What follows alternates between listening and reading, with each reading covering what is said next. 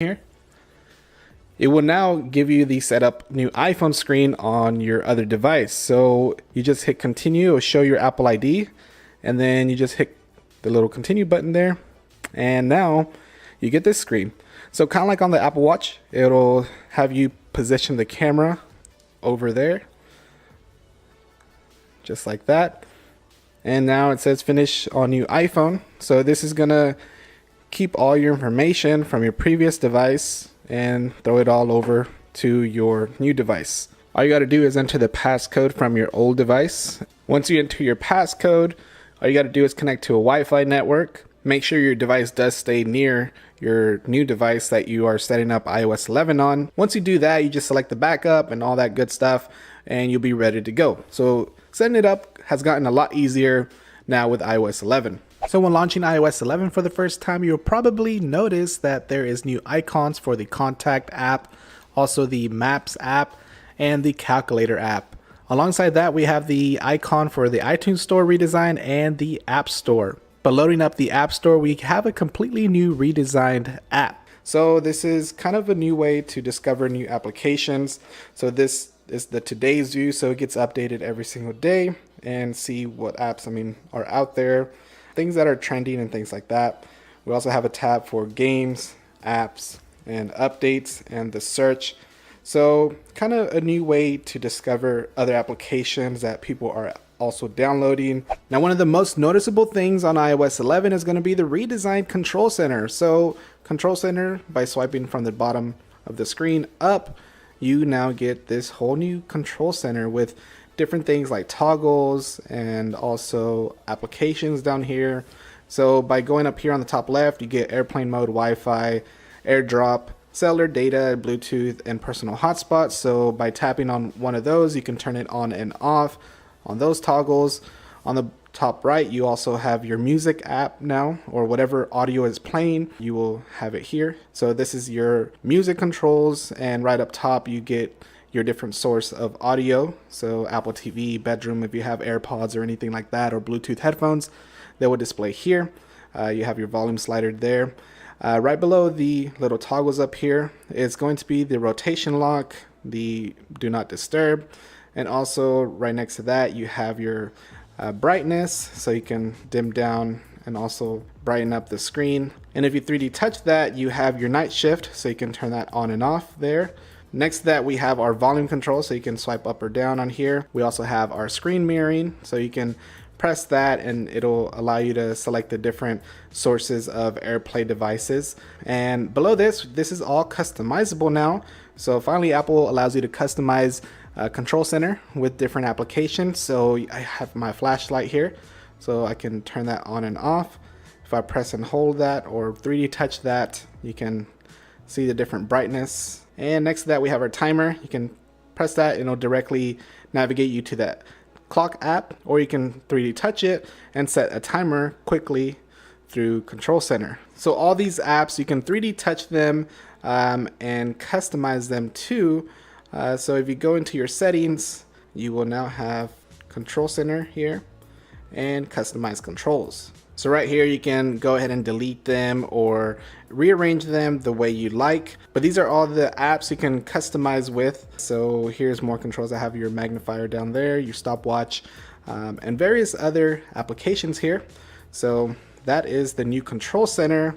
But you will notice this little icon here. This is screen recording, which brings me to my next thing that I want to talk about. So another thing on iOS 11 is that you can do screen recording. So if you want to screen record your device, all you got to do is enable that feature on Control Center, and then you can simply press that, or you can 3D touch that.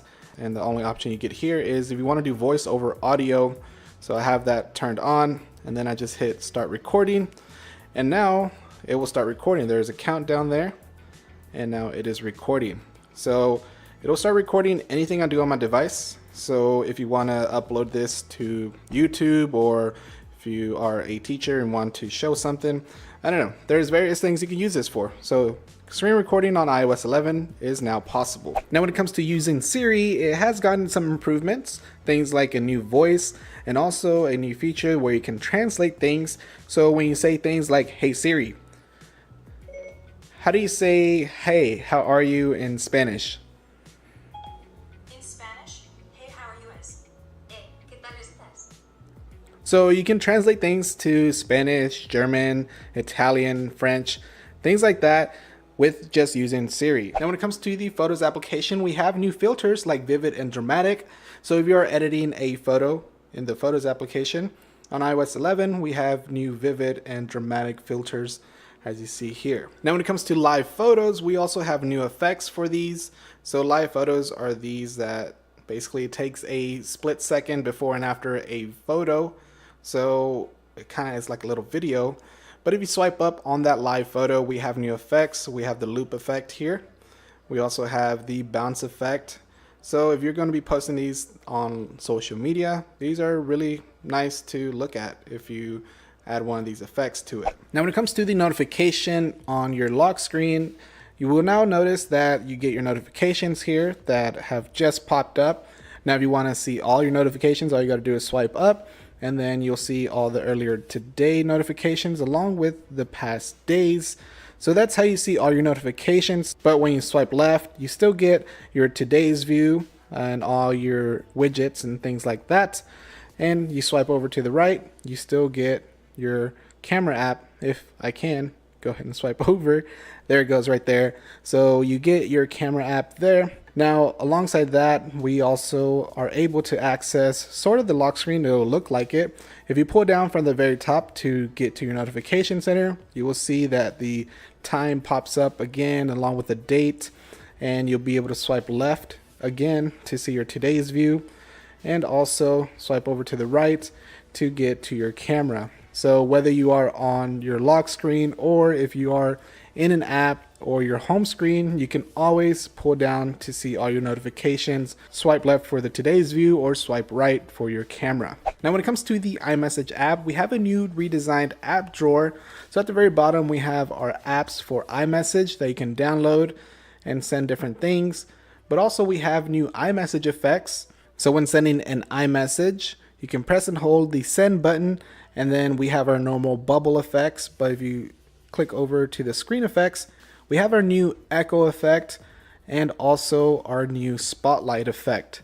Now another thing that is going to be coming out in a future update for iOS 11, fortunately is still not available even with the public release of iOS 11, but that is peer-to-peer payments. So you can send your friends through iMessage payments using Apple Pay. Now another new feature with iOS 11 is the fact that with the camera app, you're now able to scan QR codes and you'll get a little tab up top to open up that QR code, that direct link. That's pretty cool. Something that should have been done a long time ago, of course. Now, if you are an iPhone Plus user or if you just have small hands, you'll be happy to know that on iOS 11, you now have one-handed keyboard. Now, when taking screenshots of things, you can now annotate them. As you see here, it'll turn into a little icon on the bottom left. You can tap on that and annotate them however you would like. Then go ahead and save them or delete the screenshot or send them off. Now when it comes to safety while driving, you have this new feature called Do Not Disturb while driving, where your screen will turn black and you won't receive any calls or notifications. They'll still go through, but you just won't be able to see them until you stop driving.